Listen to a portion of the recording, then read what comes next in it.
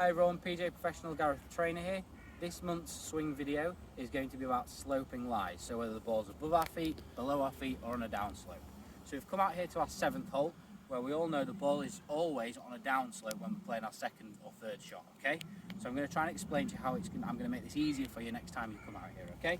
So, first things first, we need to position our weight on our feet with 65-ish% through our left foot, okay? Or if we're a left-handed golfer, it's going to be through our right foot, okay? We're going to aim slightly to the left-hand side because the club's going to want to slightly work across the ball from this downslope. And we're going to move the ball position slightly further back, okay? That's going to make the ball come out a little bit lower, probably going to chase and run a little bit further, but let's try it and see what happens, okay?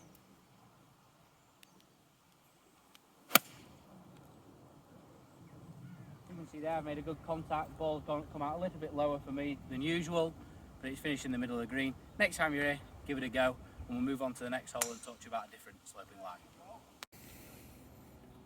Now we've come to our 10th hole here at Oakdale. As we all know, it slopes quite a lot from right to left, and we get an awful lot of complaints and concerns about how we can play this shot better. Most of the time we see people, they hit their shot and it turns to the left, okay? And we know here that we've got quite a deep bunker up the left-hand side, and that's the last place that we want to be. So the way in which we're going to play this is we need a really wide stance. That's going to give us a nice stable base, allowing the body to keep in balance throughout the swing, okay? The second thing you'll notice when you're looking at me here is that my feet are going to point up to the right, okay? So that's going to allow the ball to start up the right hand side and turn back to the left, okay?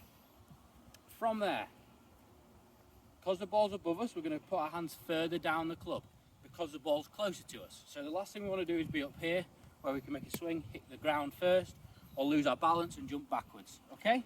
So let's get set and give this a go. So nice wide feet, hands down the club, aiming up the right hand side to allow the ball to turn back to the left, hopefully finishing on the target line, okay?